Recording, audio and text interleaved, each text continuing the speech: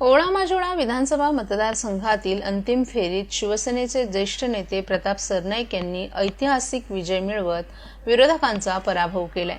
सरनाईक यांनी तब्बल 1,09,116 मतांच्या प्रचंड आघाडीनं विजय संपादन केलाय, जो या मतदारसंघातील आतापर्यंतचा एक विक्रमी टप्पा ठरलाय। सरनाईक यांच्या नेतृत्वाखालील प्रकल्प, स्थानिक पातळीवरील विकास कामं आणि जनतेशी असलेले दृढ नाते यामुळे मतदारांनी त्यांच्यावर विश्वास टाकला। रस्ते, गटारं, उद्यानं आणि रहिवाशांच्या मूलभूत गरजांवर त्यांनी दिलेला भर मतदारांना आकर्षित करत राहिला।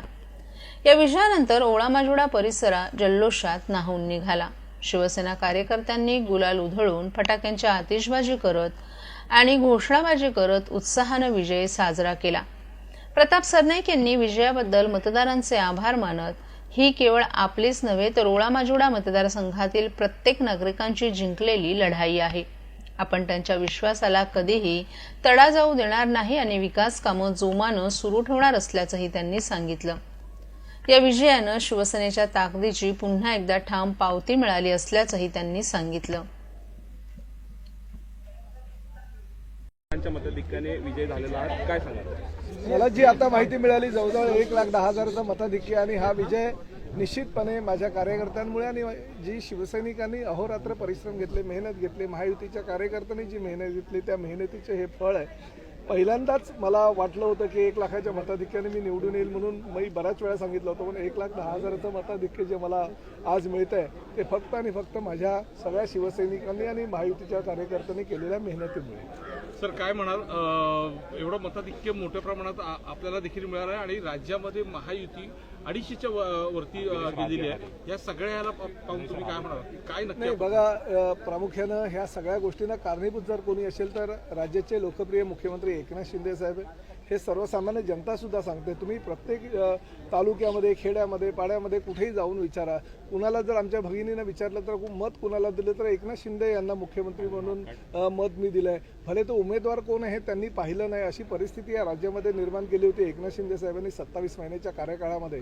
आणि ज्या पद्धतीनं त्यांनी काम केलं आणि ह्या देवेंद्र फडणवीस साहेबांनी, अजितदादा पवार यांनी जे सहकार्य त्यांना केलं, त्यामुळे एवढ्या चांगल्या योजना राज्यामध्ये लाभू शकलेत आणि सुजलाम सुफलाम महाराष्ट्र करण्याचं धोरण त्यांनी आखलं। प्रामुख्याने MMRDA क्षेत्रामध्ये ज्या पद्धतीने विकास कामं मोठ्या प्रमाणात केली त्याचं हे यश आहे असं मला वाटतं। देशामध्ये नरेंद्र मोदी आणि त्याचबरोबर राज्यामध्ये महायुतीचं सरकार ज्या पद्धतीनं कार्यरत होतं त्याचा परिणाम म्हणून एवढं मोठ्या प्रमाणात हे महायुतीचे सगळे आमदार निवडून आलेले आहे। आणि अपेक्षा होती की विरोधी पक्षनेता तरी एखाद्या पक्षाला मिळावा, परंतु तो दुर्दैव आहे की विरोधी पक्षनेतासुद्धा आज विरोधी पक्षाला कुणालाही ती सदस्य संख्या 29 नसल्याकारणानं मिळू शकत नाही।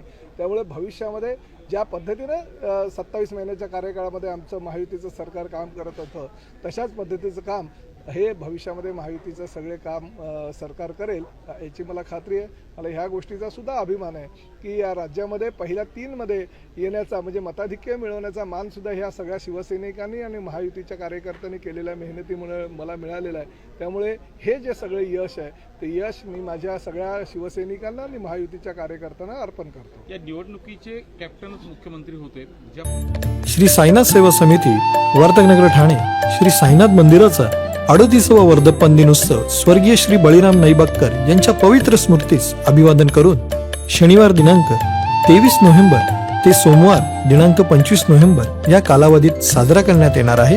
त्या निमित्ताने शनिवार दिनांक 23/11/2024 रोजी जनकल्याणार्थ 3 दिवसांचा श्री दत्तयाग यज्ञ आयोजित करण्यात आलेला आहे। सोमवार दिनांक 25/11/2024 रोजी दुपारी 1 वाजता यज्ञाची पूर्ण आहुतीनंतर 2 वाजता श्री साईंच्या पवित्र पादुकांची भव्य मिरवणूक निघेल। अनंत कोटी ब्रह्मांड नायक राजाधिराज योगीराज परब्रह्म श्री सच्चिदानंद सद्गुरु साईनाथ महाराज। तरी सर्व साई भक्तांनी दर्शनाचा व महाप्रसादाचा लाभ घ्यावा अशी विनंती संस्थेचे अध्यक्ष श्री मंगेश बळीराम नैबागकर सर्व साई भक्तांना करीत आहेत। दर्शनासाठी 25/11/2024 रोजी मंदिर अहोरात्र खुले राहील।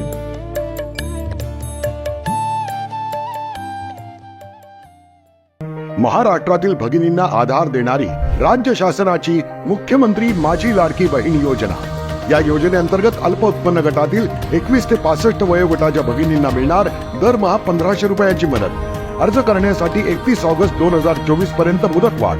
कुटुंबाचं वार्षिक उत्पन्न 2.5 लाख रुपयांपेक्षा कमी असलेल्या महिला पात्र। कुटुंबाकडे पिवळं किंवा केशरी रेशन कार्ड असल्यास उत्पन्नाचा दाखला आवश्यक नाही।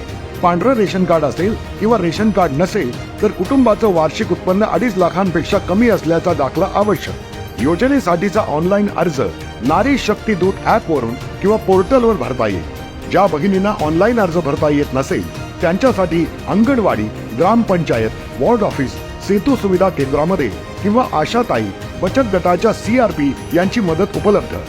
आता आपल्याला अभिमानानं म्हणता येईल, सुखी आणि सुरक्षित आहे माझी लाडकी बहीण।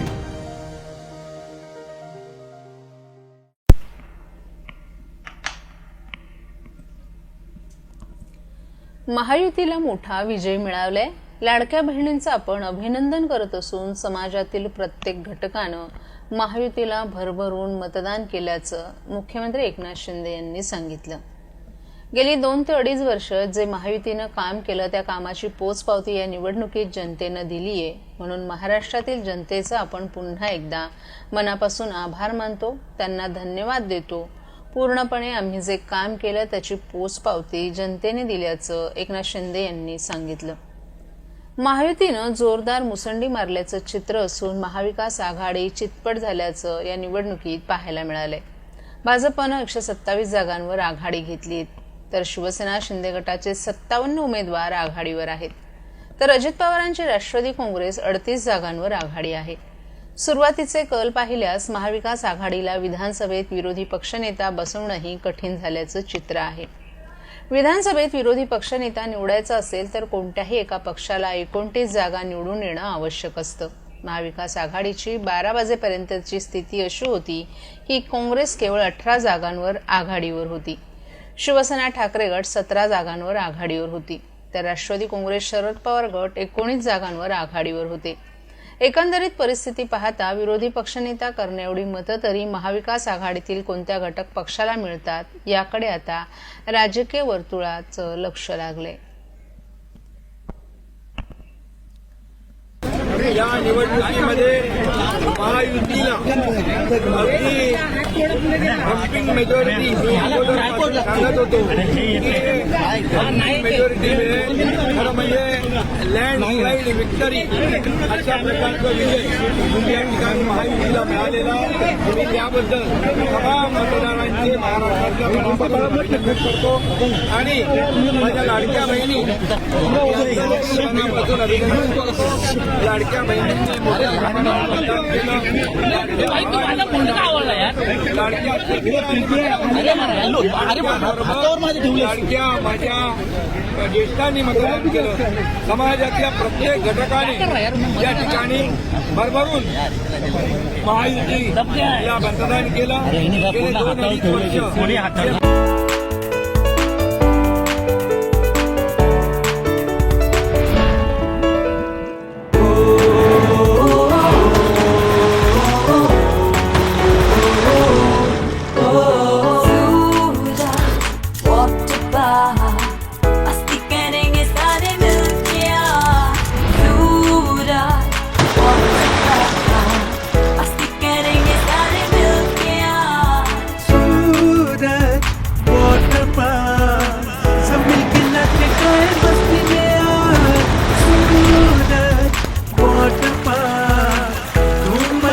सब मिलके आज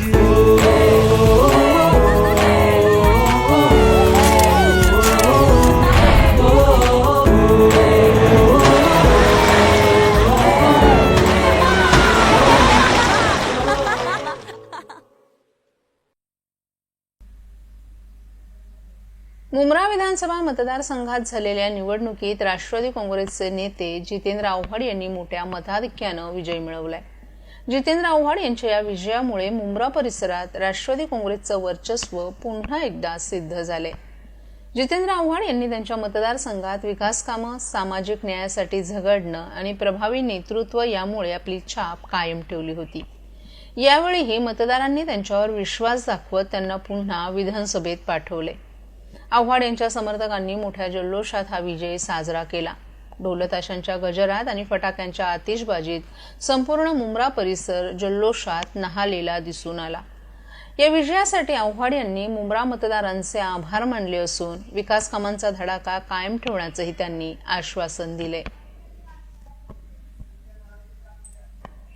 एकूणच संशयास्पद आहे. सगळेच मोठे नेते एकत्र हरवले जात आहेत. हे सगळं संशयास्पद आहे. 1 लाखाहून अधिक मतांनी विजय मिळतोय. सगळं श्रेय कोणाचं आहे? सर्व श्रेय कोणाचं आहे? जनतेचं. 1 लाखाहून अधिक मतं मिळत आहेत आणि तुम्ही विजय होत आहे. लाखभराचा लीड आहे. काय सांगाल, कार्यकर्त्यांना काय संदेश द्याल? कार्यकर्त्यांनी जी मेहनत घेतली, अलायन्स म्हणजे समाजवादी पक्ष असो, काँग्रेस पक्ष असो, शिवसेना असो, आप असो, सगळ्यांनी जी काय मेहनत घेतली, कार्यकर्त्यांनी जे मन मिळून मन लावून 12-12, 14-14, 18-18 तास काम केलं, त्याचं हे रिझल्ट आहे. पण महाविकास आघाडीतल्या इतर काही नेत्यांचा पराभव होतो, ते मग पराभवाची छायेत आहेत. काय माझ्या अंदाजाने हा सगळा EVMचा खेळ आहे, बाकी काही नाही. थँक्यू. हॅलो.